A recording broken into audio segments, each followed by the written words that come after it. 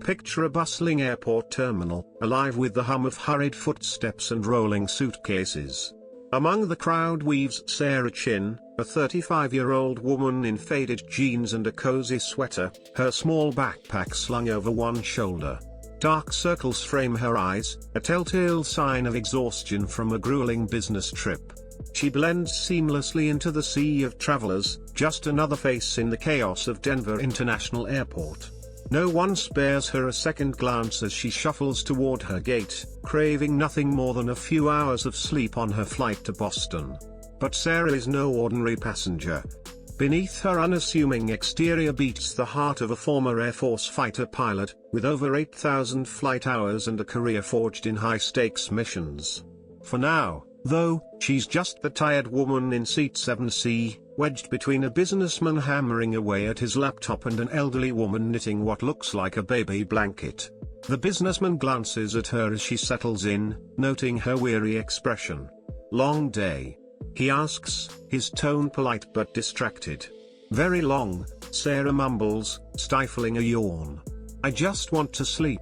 He nods, assuming she's some overworked office worker, and returns to his spreadsheets. The elderly woman offers a sympathetic smile, her needles clicking softly. Neither has a clue that the woman beside them is Captain Sarah Chin, a pilot who's landed jets on pitching aircraft carriers and navigated through storms that would make most pilots flinch. As the Boeing 737 taxis for takeoff, flight attendant Jenny moves through the cabin, her safety demonstration practiced and smooth. She notices Sarah already dozing, head tilted against the seat, and lowers her voice as she passes. "Poor thing probably worked all night," she whispers to a colleague. "Let's not wake her during service." The plane lifts off smoothly, the Rocky Mountains fading beneath a blanket of clouds. Sarah, deadheading on this flight as an off-duty passenger, sinks deeper into sleep. After months of relentless flight training and certification renewals, she chose this flight for one reason: uninterrupted rest. She wants nothing to do with aviation for the next 6 hours. The cabin settles into a quiet hum. Passengers flip through books, scroll on tablets, or doze off. The businessman sips coffee, his spreadsheets glowing. The elderly woman's knitting grows steadily, row by row. She hasn't moved once, she whispers to the businessman, glancing at Sarah. "Must be exhausted, probably some office worker," he replies, keeping his voice low. Sarah's steady breathing and calm expression give no hint of the extraordinary skills lying dormant beneath her slumber. In the cockpit, Captain Mike Torres, a 52-year-old veteran with 20 years of commercial flying, and First Officer David Kim, a sharp 29-year-old, monitor their instruments. "Clear skies, perfect conditions," Torres says, scanning the horizon. "Smooth sailing to Boston." Kim nods, logging routine notes. Neither suspects that in just 18 minutes, their textbook flight will spiral into chaos. The first sign of trouble is subtle, a faint vibration ripples through the airframe. Torres frowns, checking his instruments, but everything reads normal. Kim feels it too, dismissing it as a pocket of turbulence. "Did you feel that?" Torres asks. "Probably nothing," Kim replies, though a flicker of doubt creeps into his voice. Then the master caution light flares, followed by a chorus of warning chimes. "Engine 2 shows abnormal readings," Kim calls out, flipping through emergency checklists. But it's not just the engine. Hydraulic pressure warnings flash, then electrical system alerts, then pressurization failures. "This doesn't make sense," Torres mutters, his experience telling him that independent systems shouldn't fail simultaneously. In the cabin, passengers sense the shift. The smooth flight grows choppy, the engines hum subtly off. The businessman saves his work, closing his laptop. The elderly woman pauses her knitting, her eyes uneasy. "Is everything all right?" she asks Jenny, who forces a smile. "Just a bit of turbulence, nothing to worry about," Jenny says, but the cockpit's chimes betray her calm. Sarah sleeps on, her body attuned to aircraft motion from years of flying, the turbulence barely registering in her dreams. In the cockpit, the situation deteriorates fast. The fly-by-wire system, designed to assist pilots, spews contradictory data. Altitude readings claim they're climbing and diving at once. Airspeed indicators disagree wildly. "I'm getting false readings on everything," Kim says, his voice tight. Torres fights the controls as the plane grows sluggish. This isn't a mechanical failure, he realizes. It's a computer malfunction, he says grimly. The flight management system is compromised. The plane lurches violently left, throwing passengers against their seat belts. Overhead bins rattle, cries of alarm fill the cabin. The businessman grips his armrests, the elderly woman clutches her knitting. Sarah's subconscious, honed by years in combat, stirs faintly but doesn't wake. Over the intercom, Torres's voice cuts through, steady but strained. "Ladies and gentlemen, we're experiencing technical difficulties. Please return to your seats and fasten your seat belts." Kim watches more warning lights flare, a deadly glow across the panel. Jenny and her crew move swiftly, securing passengers, their calm professionalism masking rising fear. "What kind of difficulties?" the businessman asks Jenny. "The pilots have it under control," she replies, but her eyes betray doubt. The plane drops suddenly, coffee cups flying, a baby's wail piercing the air. Sarah's eyes flutter, her pilot's instincts twitching, but exhaustion keeps her under. In the cockpit, the crisis escalates. The primary flight display shows impossible data, flying upside down at 45,000 feet while diving through 15,000 at 300 miles per hour. Backup instruments are no better. Torres looks out the window, relying on the horizon for truth. "We're level at 35,000, he says. "We're flying manually. Disconnect the autopilot." But as Kim reaches for the switch, the nose pitches down violently. Both pilots pull back, but the computer fights them, correcting for phantom problems. "I can't control it," Torres shouts over the screaming airframe. "The computer won't let me fly." The plane enters a steep dive, oxygen masks dropping as the cabin pressure system vents air. Screams erupt, parents clutch children, the elderly woman prays, fumbling with her mask. Finally, the chaos pierces Sarah's sleep.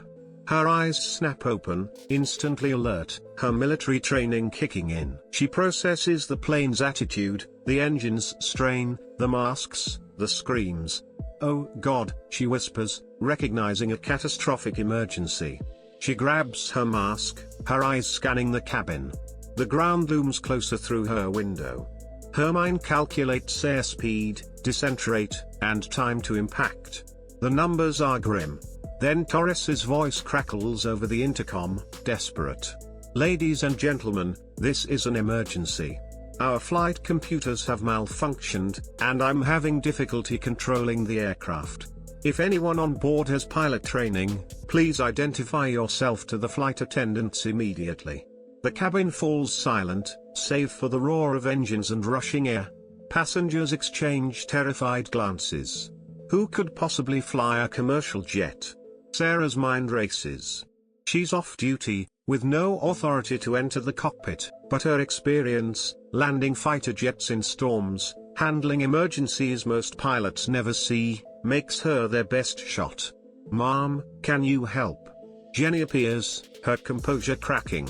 Sarah unbuckles her seatbelt, standing with sudden authority. "I'm Captain Sarah Chin, Air Force Reserve, commercial rated," she says clearly. "Tell your captain I'm coming forward."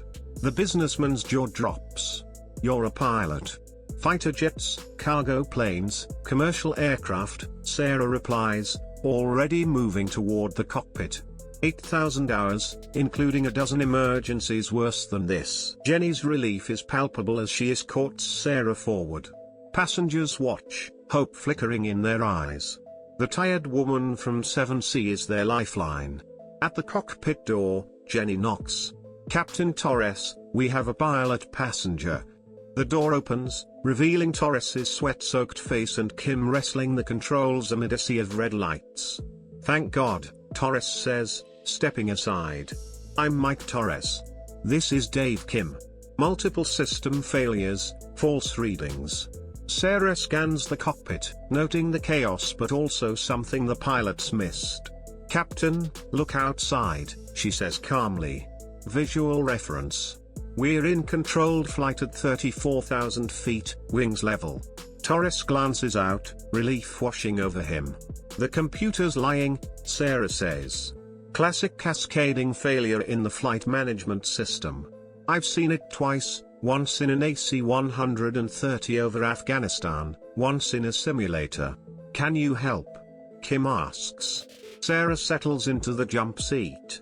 "First, isolate the malfunctioning system. Dave, pull the circuit breaker for the primary flight computer." Kim hesitates. "It'll disable autopilot and navigation." "Your autopilot's trying to kill you," Sarah says firmly. "Pull it." Torres nods, and Kim complies. The plane's violent lurching eases. "Better?" Sarah asks. "Much better," Torres admits. "But we're flying manual with no computer assistance." "That's fine," Sarah says. "Pilots flew manually for decades. Mike, maintain heading and altitude. Dave and I will work on backup systems." Torres feels a glimmer of hope, Sarah's calm authority steadying the crew. "Sarah, how do we address the passengers?" he asks. "Tell them we've identified the problem and have help," Sarah advises. "Be honest but give them hope." Torres keys the intercom. "Ladies and gentlemen, we've identified the issue and have an experienced pilot assisting. We're working to resolve this and will update you." In the cabin, relief ripples through. The pilot from 7C is helping. But Sarah knows the danger isn't over. Fuel gauges show they're burning fast. "Dave, fuel situation." Kim checks. 2 hours until minimum reserves. "Boston's 90 minutes away," Torres adds. Sarah calculates. "Cleveland Hopkins is closer, 40 minutes, big runway, full emergency services." "That's our best shot," she says. "Dave, declare a full emergency to air traffic control. Priority routing to Cleveland, emergency vehicles on standby." As Kim radios, Sarah plans the manual approach, a skill rarely practiced in modern cockpits. "Mike, when was your last manual approach?" 5 years ago, training," Torres says. 3 years, Kim adds. Sarah nods.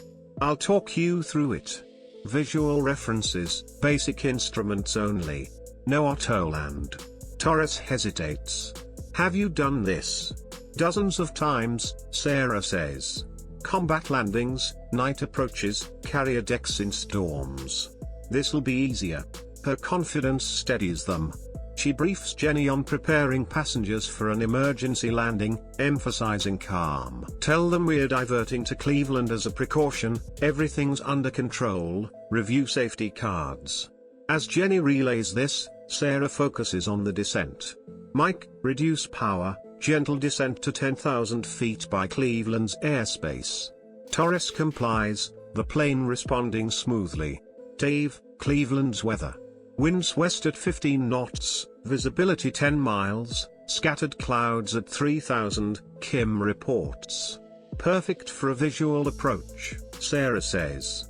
But the fuel gauges worry her, consumption's still high. "Mike, lean the fuel mixture as much as possible," she says. "We're cutting it close." 20 minutes later, Cleveland's runway comes into view. Sarah's adrenaline surges. "Okay, gentlemen, this is it. Mike, configure for landing as I say. Dave, call out altitude and airspeed every 10 seconds. Cleveland Tower clears them for runway 24, emergency vehicles ready." Sarah guides Torres, reduce power, lower landing gear. "Dave, flaps 15. The plane slows, aligning perfectly. "Looking good, Mike, a little more power. Dave, full flaps." The runway looms larger, emergency vehicles lining the taxiway. 200 feet, 145 knots, Kim calls. "Perfect," Sarah says. "Mike, ease back, let her settle." The wheels touch down smoothly, a textbook landing. "Beautiful, Mike," Sarah says. The cabin erupts in applause, passengers crying with relief. Torres turns to Sarah.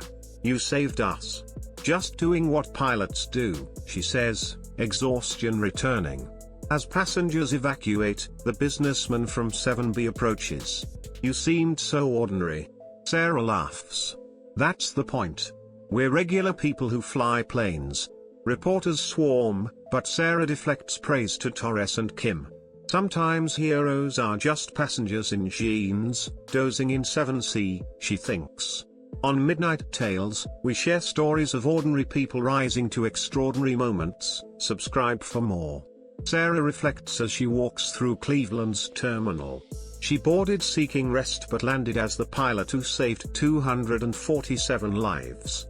That's the thing about pilots, even off-duty, the sky's safety is always their responsibility. When a desperate voice asked, "Can anyone fly this plane?" Sarah Chin, napping in 7C, answered with a resounding yes.